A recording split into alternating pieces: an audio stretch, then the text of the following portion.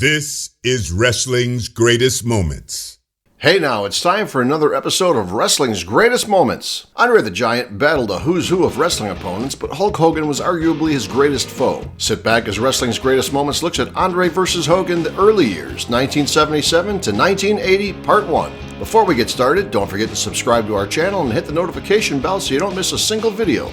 Andre the Giant vs. Hulk Hogan epitomizes wrestling's larger-than-life appeal to fans. Regardless of who was playing the babyface or who was playing the heel, both wrestlers were natural opponents for each other. Although the Andre vs. Hogan saga is best remembered for its various chapters in the WWF, it spanned the globe and began in the 1970s, with some epic moments you may have missed. Let's look at some of the two titans' key clashes from 1977 to 1980. The early days. Hulk Hogan's size and physique made him look like someone who could go toe-to-toe with Andre in the ring. While wrestlers were able to come up with different ways of posing a threat to Andre, the outcome of Andre's matches was rarely in doubt. By the late 1970s, Andre the Giant was firmly established as a worldwide attraction. Terry Bollea, the future Hulk Hogan, was making a name for himself in the territories, and while national fame was still a few years away, he already stood out as a special attraction. During his time as Terry Boulder, he wrestled Andre in different promotions. As Wrestling's Greatest Moments has discussed before, it's often tricky pinning down a first time for wrestling, whether it's the first time a special match was held, such as a first steel cage match, or the debut of a particular wrestler, such is the case with the first bout between Hulk Hogan and Andre the Giant. However, Sean Bozeman's invaluable website, The History of Hulk Hogan, narrows things down. By the summer of 1977, Hulk Hogan was working in Eddie Graham's Championship Wrestling from Florida. For more about the promotion, check out our video, The Fiend in Florida, Kevin Sullivan vs. Dusty Rhodes Part 1. The future Hulkster worked under a mask as the Super Destroyer, and according to the history of Hulk Hogan, the Super Destroyer first crossed paths with Andre the Giant in a battle royal held in Gainesville, Georgia on October 4th, 1977. As the site notes,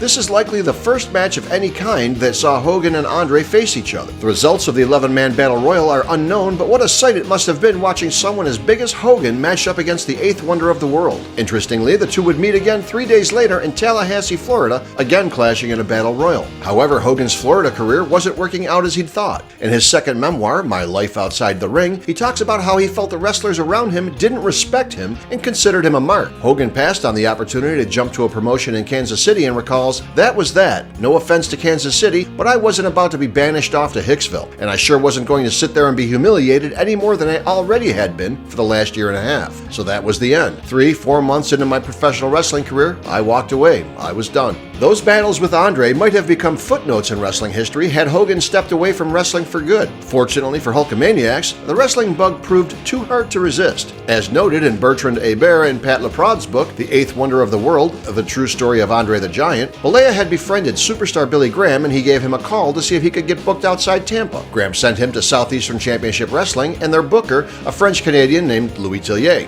The territory covered northern Florida, southern Alabama, and eastern Tennessee. There, Tillier renamed him Terry the Hulk Boulder. In Alabama, the Hulk had an unforgettable clash against Andre the Giant during a May 1979 TV taping. The two men had already fought it out in the ring, including a singles match and an earlier tag match.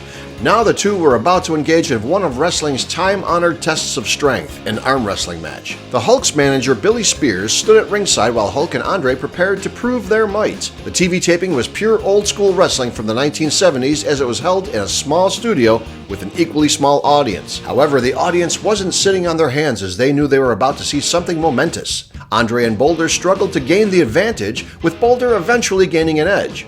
Would Boulder's strength prove too much for Andre? Andre continued, this time overtaking his opponent and beginning to turn the tide. In true heel fashion, Boulder's manager entered the ring, likely concerned his client was about to lose. Parks distracted Andre, allowing Hogan to grab the small wooden table they'd been arm wrestling on and bonk it over Andre's head. Years later, Andre would return the favor to Hogan when they signed a contract for a WWF Championship match, a reminder that both elephants and giants have incredible memories. Boulder took advantage of his sneak attack, pummeling Andre. Although Andre fought back, the Hulk saw he had a rare opportunity to lay out the giant. Boulder continued stomping, punching, and even biting his foe until Andre finally snapped, unloading with a series of chops that could have felled an oak tree, or in this case, a boulder. Surprisingly, Boulder and Andre only clashed one more time in the territory, with Andre moving on. Some fans might be surprised to know that although Andre was contracted to the WWF's Vince McMahon Sr., he spent a large part of his time outside the promotion. As Andre biographers Hebert and Leprade note, traveling as much as he was, Andre wasn't spending much time in Vince Sr.'s territory. In the mid-70s, Vince didn't really need Andre in New York. He had Bruno Sammartino as his world champion, and he alone was enough to draw huge in Vince's core towns and especially at the Garden. Andre only averaged 3 Madison Square Garden shows per year from 1975 to 1979, less than half as many as Bruno did during that same time period. Leprade explains Andre was worth way more money to Vince being booked around the world, and McMahon understood that from the get-go. Consequently, Andre would make a few special appearances in a territory to boost business before moving on to another territory. Although Hogan and Andre had only met a few times, promoters were beginning to realize there was not only something special with Andre, but also with the Hulk. In May 1979, Boulder turned babyface in the Alabama territory, eventually receiving a series of title shots against National Wrestling Alliance World Heavyweight Champion Harley Race. As was often the case when the world champion came to town, the challenger looked good, sometimes beating the champion, often by disqualification, but never winning the title. Hogan was working in Georgia Championship Wrestling as Sterling Golden when he wrestled Andre the Giant at the Knoxville Civic Coliseum in December 1979. Things were about to change in '79 as Hogan headed Vince McMahon Sr.'s WWF. Hogan's guardian angel, Jack Briscoe, who had helped land him his first gig in championship wrestling from Florida, opened the door for Hogan to work in New York. Now McMahon was going to capitalize on wrestling's biggest star and the man who would be king. Battle of New York. As 1979 closed out, wrestling fans likely had no idea of what the new year and decade would bring, the realization of one of wrestling's most obvious feuds. While promoters had seen the potential of Andre versus Hogan, it was likely difficult to book any significant string of matches between the two since Vince McMahon Sr. sent Andre traveling around the world. Now that both men were in the WWF, it was just a matter of McMahon seeing the dollar signs in a program. The two wrestlers did not work a TV program for several months. Instead, they battled at various house shows, which at the time was wrestling's chief source of revenue as pay-per-view was still years away. As 1980 began, Hogan worked in TV squash matches and also battled higher-level opponents at house shows such as then WWF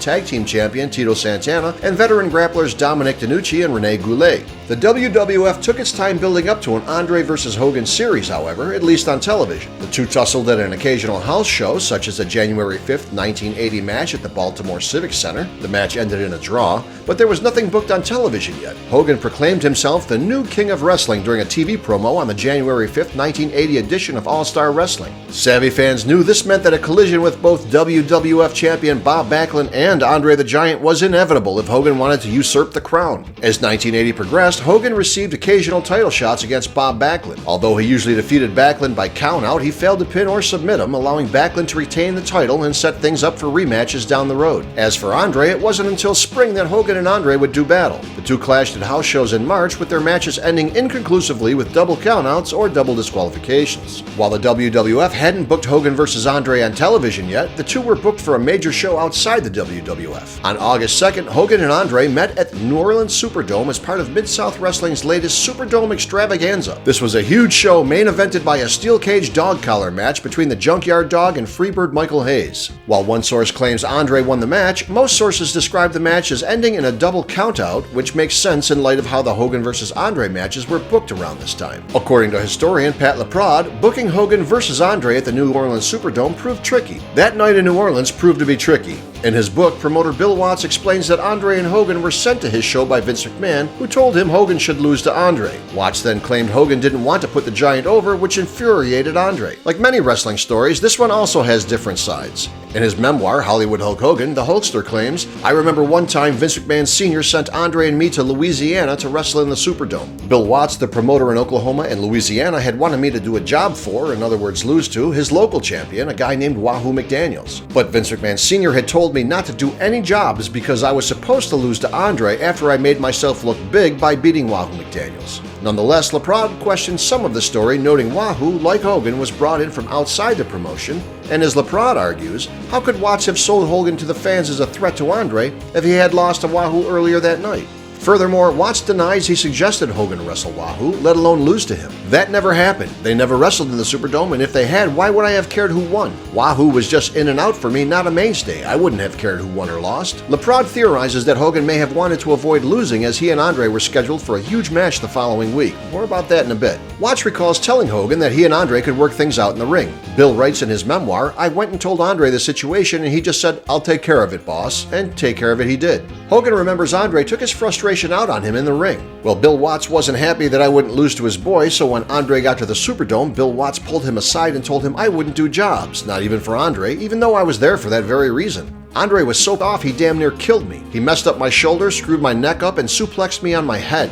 Many wrestlers would learn to play by Andre's rules or suffer in the ring, and Hulk Hogan proved no exception. Thankfully, the two men would eventually reach an understanding, becoming friends. Inside the ring was another story.